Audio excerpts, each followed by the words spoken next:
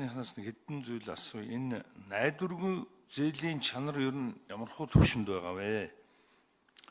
Энэ зээлийн өвч нь бол арай л дэндүү байна да. Тэгэл энэ иргэдийн бухимдаад байгаа юм бол зээлийн хүнд одоо дарамтлуулаад байна гэдэг. Тэгээд банкнууд, энэ арилжааны банкнууд хүн зээлээ төлөхлөөр зэрэг хүүгээ эхэлж авчаад үндсэн зээл нь хөдлөхгүй байна гэдэг ингээд бухимдаад байгаа.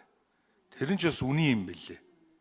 Тэгээ энийг одоо Монгол банк яаж цогцолдгийг одоо хүний хийж байгаа зээлээ төлж байгаа мөнгөний одоо дор хаяж нэг 60-70% нь үндсэн зээлтэй ороод үлдсэн хувь нь хүндээ ордог байхаар ийм журам зохицуулж болдгоо юм уу? Энийг одоо бас энэ Монгол банк яаж бодож харж байгаа гэдгийг нэгдүгээр асууя. Хоёрдугаар энэ зээлийн хөв бууруулах дээр ямар нэгэн арга хэмжээ авч байна уу? Одоо энэ эдийн засаг чинь одоо үнэхээр нөгөө бид л энд гоё юм яриад байгаа болохоос биш яг илгээр хэвтэж байгаа шүү дээ. Зээлгүй үнийг ширхэгч байхгүй. Яг тодорхой хэмжээнд одоо энэ тэтгэврийн зээлийг одоо ингээд тэглэнэ гэдэг нэг тодорхой хэмжээний мөнгө одоо бонд усгаад гаргаж ил байна. Гэхдээ тэглээгээд зээлийн хөв бол одоо бууруулахгүй бол энэ одоо зээл чинь бол төлөгдөнө гэдэг бол хэцүү зүйл шүү дээ.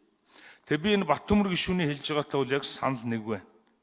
Эдийн засагт эргэлдэж байгаа мөнгө бол зөвхөн банкны мөнгө л эргэлдэж байгаа. Энэ одоо нөгөө бонд, хувьцаа, энэ хөрөнгийн бирж эндэр гэдэг дээр бол одоо юу ч алга байна шүү дээ. Ямар ч мөнгө эргэлдэхгүй байна. Тийм учраас бас 3 дугаарт бол валютын ханшийг яаж барих юм? Тэгээ энэ валютын ханшийг одоо ер нь бол энэ анхаарахгүй л одоо энэ ч багаар ингээд өссөөр байтал хүмүүсийн гар дээр байгаа энэ мөнгө чи одоо мөнгө биш болчихж байгаа. Тэгээ дээрэс нь энэ Монгол банк эдийн засгийг тэлэх тал дээр ер нь ямар арга хэмжээ авах юм? Эдийн засгч ерөөсөө тэлэхгүй шүү дээ. 12-оос 16 онд бол эдийн засаг нэлээд сайн тэлсэн шүү дээ. Та нар ч гэсэн мэдж байгаа. Бүгдээрээ л мэдж байгаа. Энийн хувь ишгийг хүртсэн хүн одоо хүний өөрийнхөө л байгаа гэж ойлгож байгаа. Тэгээ энэ бодлогыг цаашаа хэрэгжүүлээд явж болдгоо юм уу? Эсвэл та нар өөр бодлого барьдаг улсууд юм уу? Ямар учиртай юм бэ? Тэгээ энэ их хэмжээний хадгаламжтай одоо хадгаламжийн одоо ихэнх хэмжээ нь ердөө нэг 20% нь эзэмшдэг гэж би ойлгосон. Энэ их хэмжээний хадгаламжтай улсуудаас одоо тэр банкныхаа хөрөнгө оруулагчаар ч юм уу ингэж татан оролцуулдаг ч юм уу ингэж одоо банкныхаа хувьцаа эзэмшигчийг одоо нэмэгдүүлэх нэг хүний банк одоо байлгахын дээр ямар цохистой арга хэмжээ авах юм бэ гэдэг энэ асуудлаа бас эргэж хармаар байгаа. Дараагийн энэ 6 дугаарт бол нэг асуудал байна. Банкнд одоо ажиллаж байгаа буюу ажиллаж байгаад гарсан хүмүүс маш хэмжээгээр банк ус санхүүгийн байгууллага байгуулж байгаа. Монгол жижигхэн шүү дээ, бүгдээрээ мэдж байгаа. Тэгээ энэ танай Монгол банктай холбоотой нэг банк ус санхүүгийн байгууллагын сүлжээ тасрахгүй хэвээрээ байна. Энээс болоод тэгээ одоо өнөөдөр одоо ингээд та нар валют зарж байгаа л гэж яриад байгаа болохоос хэн зарж байгааг хэн ч мэдэхгүй байгаа. Хэдхэн банк ус санхүүгийн байгууллагад зараад тэр банк ус санхүүгийн байгууллагын цаашаа дамал зараад Дэлгэцэн гишүүд 1 минут нэмж өгье.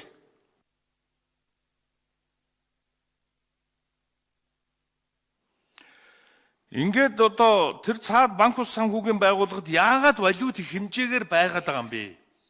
Тэд нэр мөнгө үйлдвэрлэдэг улсууд биш. Тэднэр дээр доллар орж ирдэг биш. Та нар санхүүжүүлж шүү дээ. Энийг бол одоо бүгдээрээ мэдж байгаа шүү дээ. Энийг бол хууль цагдаа тагнуулын байгууллагыг мэдж байгаа гэж ойлгож байгаа. Тэгсэн мөртлөө энэ бол нэг юм бүлэг байна. Тийм учраас наад энэ валют чинь бол одоо тийм байдлаар механикаар өсөлт болоод тэгээ та нарын одоо ашиг олох нэг хэрэгсэл болж байгаа юм байна шүү. Банкуд одоо энийг одоо анхаарахгүй бол их хурлаас одоо энэ дээр бас ажлын хэсэг гардаг ч юм уу энэ банкуд ялангуяа банк ус санхүүгийн байгууллагатай хэн нь холбоотой юм бэ гэдгийг эргэж хармаар юм бэл. Ах トゥ төрөс саднараа ингээ хэлэхээ те ажиллаж байгаад гарчихсан улсууд нь холбоотой. За асуултанд хариулъя. 4 номер. 4 номер хавъя. За. За дэлгэр сайхан гишүүний асуултанд хариулъя. За чанаргүй зээл хугацаа идэрсэн зээл нийлээд бол 14% 19 оны жилийн эцэр гарсан. Чанаргүй зээл нь өөрөө 8%, хугацаа идэрсэн зээл нь бол 6% байгаа. Тэгээ бүтцийг нь аваад үзэх юм бол уул уурхай барилгын салбар бол дийлэнх хувийг нь бол эзэлж байгаа. 18 оны эц, 17 оны эцтэй харьцуулахад бол энэ үзүүлэлт бол буурсан гарсан байгаа. Тэр иргэдийн үндсэн зээл хүүтэй холбоотой бол ер нь олон улсын стандарт гэх юм уу олон улсад мөрдөгддөг нэг зарчим байгаа нь тухайн хүндээ ачаалал үүсэхгүй байхаар нэгдүгээрт хоёрдугаарт ойлгомжтой байхаар сар болгон тодорхой дүн авдаг байдаг.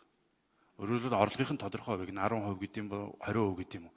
Тэр 20% нь яаж задардгүй гэхээр зэрэг анх авсан зээлийн эхний өдрийн тодорхой хүүг тооцоод тэгээд тэр хүнийхээ асуудлыг ингээ бууруулад явах дээр ингээд яг хугацааны эцэстэхэд бол тэр хүн сар болгон одоо 100 төгрөг төлөх шаардлагатай бол яг 100-га төлсөөр байгаад ингээд дуусгадаг юмнууд байгаа. За эдийн засгийг тэлэх гэдэг Монгол банк бол тэр 16 оны эцээр эдийн засаг одоо хасах руугаа орсон дефляцтай байх тэр хүнд үед бол бид нар өөрийн үндсэн хэрэгсэл болох бодлогын хүүгээр бол дамжуулаад бол энэ асуудлуудыг бол зохицуулж ирсэн. Тэр үед бол бидэнд 4-1 хувиар өсгөж ирсэн бол өнөөдрийн байдлаар бол эдийн засгийг одоо сэргээх тэлэх тэр бодлогын өрөөнд бол бодлогын хөвөг бууруулаад бид нар 11% дээр бол авчирсан байгаа. Тэгээд энэ нь бол эдийн засгийг өнөөдрийн байдалд одоо сэргэхэд цаашаа тэлэхэд бол бас тодорхой хэмжээний хувийн нэмрээ оруулж байгаа болоо гэж бодож байгаа. За нөгөө талаар бол хит халтыг үүсэхгүй байх тэр зорилтын өрөөнд бол бид нар эдийн засгийн бусад үзүүлэлтүүдийг бол хараад явж байгаа.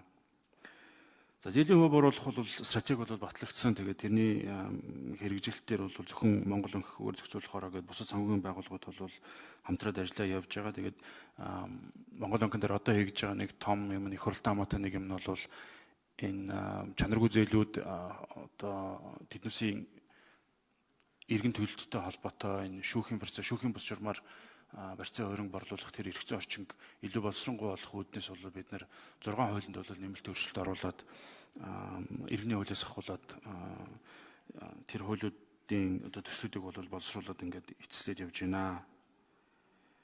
За төвлөрөл өндөртөө ер нь хоримтлал улсын нэг асуудал байгаа нь бол хоримтлал багтаа. Тэгээ хоримтлал багтаагаас дээр нь нэмээд бол төвлөрөл өндөртөө байгаа. Тэгээд энэ төвлөрлийг бууруулах зорилгоор бол сая 19 оны 7 сарын 1-ээс бид нар шинэ зохистой харьцааны шалгуур үзүүлэлтүүд баталсан. Тэгээд тэр зохистой харьцааны үзүүлэлтүүдээр бол энэ төвлөрлийн өндөртөөгөөс хүндрэлд орохгүй жижиг банкуд төр ялангуяа хүндрэлд орохгүй байх үүднээс бол бид нар хязгаарлалтууд тавьж өгсөн байгаа. Тэгээд манай банкуд бол энэ зохицуултыг бол шатараатай ингээд биелүүлж явж байгаа. Энэ эргээд бас энэ төвлөрлийг бууруулах тэр болцоог бүрдүүлэх байх гэж харж байгаамаа. За Монгол банк 7 хоногт 2 удаа аукцион явуулдаг. Арилжааны банкудаас бол захиалга авдаг. Арилжааны банкуд бол дийлэнхтэй бол 70-аас дээш хувь нь бол харилцагчийн захиалга биднэрт бол ирүүлдэг байгаа. Тэгээ бид нар бол сүүлийн 2-7 хоног бол харилцагчдын захиалгаар бол нийлүүлсэн доллар. Харилцагчийн захиалга гэдэг нь бол манай нефт компаниуд бол нефтийн төлбөрийг гадагшаа гаргах дээр доллар хөдөлж авч ин тэрийг бид нар банкудаар дамжуулж бол аж ахуйн нэгж үздэг гэж байгаа.